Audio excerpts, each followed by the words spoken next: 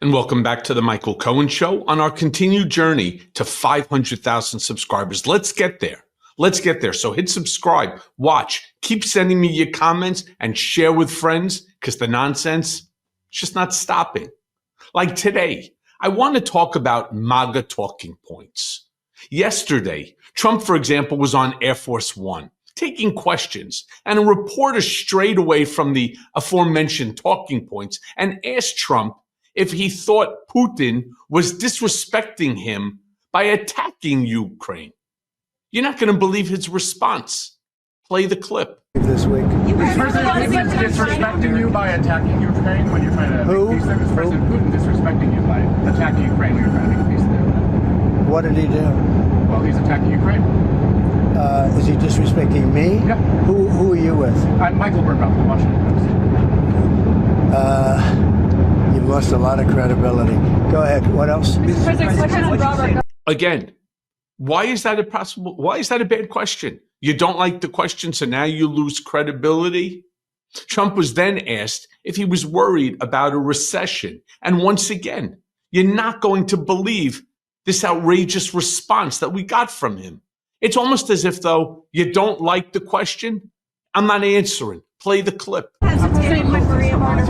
Where are we? Are we just about? We're just about ready to land. Are you worried about a recession? Maria Bartiromo asked you, and you kind of hesitated. I'll tell you what. Of course you hesitate. Who knows? All I know is this: we're going to take in hundreds of billions of dollars in tariffs. And we're going to become so rich, you're not going to know where to spend all that money. I'm telling you, you just watch. We're going to have jobs. We're going to have open factories. It's going to be great. And the plane is landing. And thank you for a lot of good questions. Okay. Thank you very much, everybody. Again, I mean, it's almost like a stand-up comic. Seriously? I want to talk about it. So after seeing this yesterday and then watching the news this morning, I ended up writing a Substack. And I call that Substack Truth Optional, Gaslighting Mandatory. And I posted it. What was it about? I wrote about, on CNN, Representative Nicole Malliotakis, her interview. Now, let me just be clear. Malliotakis is a Republican from New York. All right? And what was it that I found so offensive? What I found so offensive is the fact that she is continuing to spew the MAGA talking points and lies. Now, again, I understand. Nobody understands it better than I. Every single day, all surrogates receive MAGA talking points memorandum. If you are going to be on television, if you're going to be speaking to a journalist, anytime that you are making a statement, these are the terms that you need to use. This is the way you need to respond. In that way, all the Republicans stay on message. It's something that the Democrats need to learn how to do. Now, during, of course, this ridiculous interview, Malliotakis tries to blame Joe Biden for the possible recession. It's truly incredible because nobody talked about a possible recession during the 4-year Biden administration. Now, all of a sudden, we have tariffs. Now, all of a sudden, we have cutting of government. We have so much nonsense going on. They're talking about a recession. Fuck it. Blame it on Biden. Play the clip. Given the uncertainty that President Trump's tariff approach is creating, and given that tariffs often prove inflationary, Donald Trump was asked over the weekend about a possible recession happening this year. He was not 100% confident that he could stave off a recession in 2025.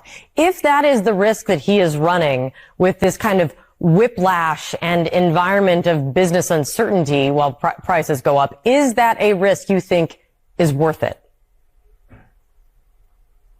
Well, there's been talk about a recession for well over the past year. This is something that has been a threat going back to the Biden administration. We were anticipating some type of recession and slow growth. Why? Because of a lot of the inflationary spending, a lot of the dismantling of energy policy in this country that really drove up the costs of doing business. I think there's, and also the regulations that the Biden administration had put in place. So I think that we have a real opportunity here to stop the recession that was supposed to be coming for the past year. And I think the most important thing right now is we look at the Congresswoman, the recession they're talking about now would be one induced by the actions of this president, not the past.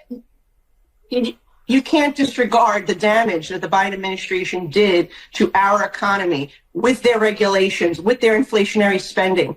Yeah, again, part of the talking points memo. Please, my friends, understand. I know what's going on here. I was there in 2016, 2017. I was there. I used to receive those same talking points memo. I used to use them when I would go on CNN or I would go on MSNBC or Fox News. Everybody stays on the same message. It's nothing to do with Donald Trump. Has nothing to do with the tariffs, has nothing to do with any of the policy things, or I can't even call them policy programs that they're trying to put out there. This all has to do with the Biden administration. It's unbelievable. Then she was asked about companies saying that they're going to have to raise prices because of tariffs. Something, again, that Democrats need to put out there more and more. You are going to be paying more everywhere, not just in the grocery stores, not just in the pumps, right, at the gas stations. Everywhere you go, anything that you purchase, you are going to be paying more because of tariffs. It is going to hit you in your pocket. But they don't do it effectively, not nearly as effective as the Republican MAGA lies. Play the clip. Target and Best Buy said last week that prices are going up in direct relation to the tariffs. Is that a good thing for your constituents on Staten Island and beyond? I mean, but the tariffs, the tariffs haven't even gone into effect. They've been postponed. So, tariffs have gone into effect for China and others. Yeah. Been in effect. No, some of the tariffs have gone into effect. Yes.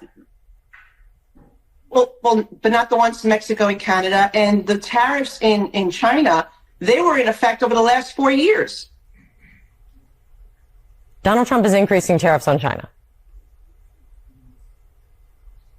Okay, President Biden actually kept and increased tariffs on China.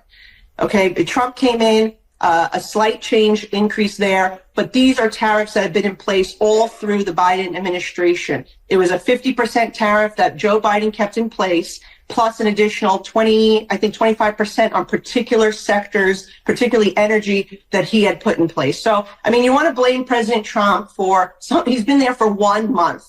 He never imposed those tariffs that he said he would on Mexico and Canada. First of all, he's there almost 2 months. All right. As of the 17th, in another week from now, it'll be 2 months. Putting that aside, 80%, Nicole.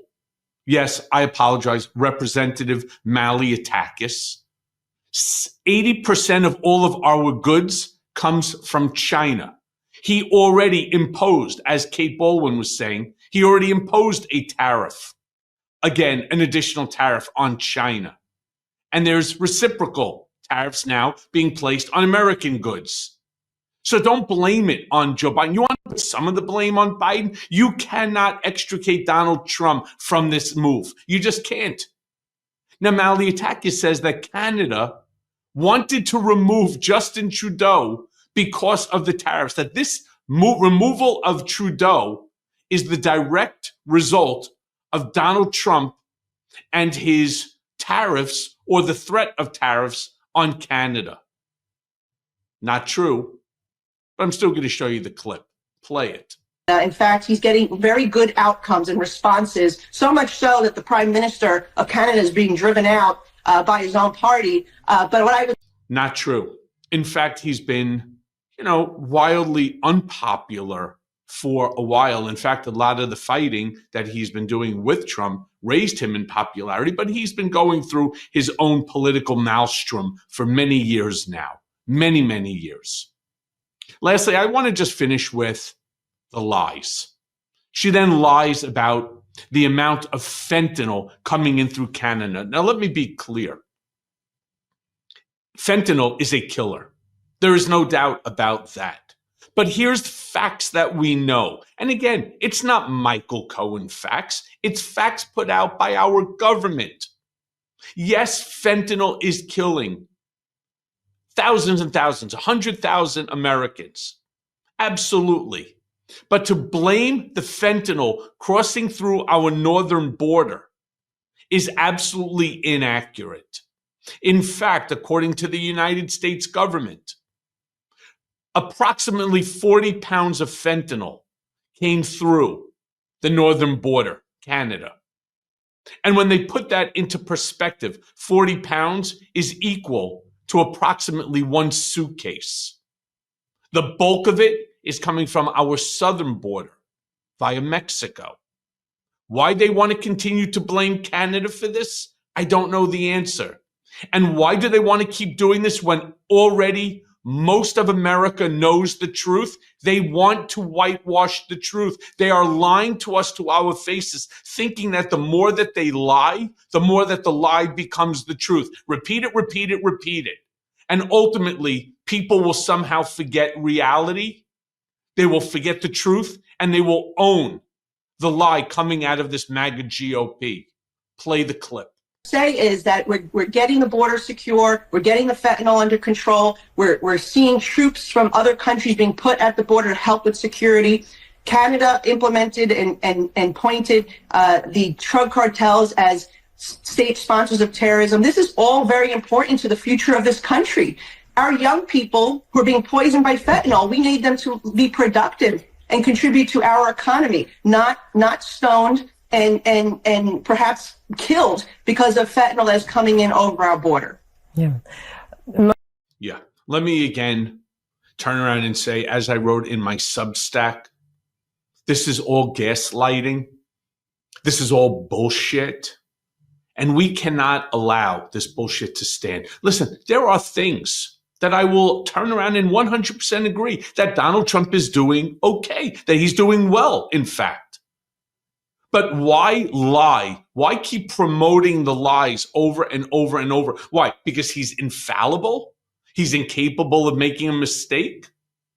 That's the problem here. They want you to believe just because Donald Trump says it, and just because it gets repeated and regurgitated over and over by individuals like Representative Malliotakis, makes it factual. It does not. It goes to show you the level of stupidity and the level of misinformation, disinformation, and malinformation coming from the MAGA Republican side. That's why I keep telling you, stay here, join this community, subscribe, watch, comment, share.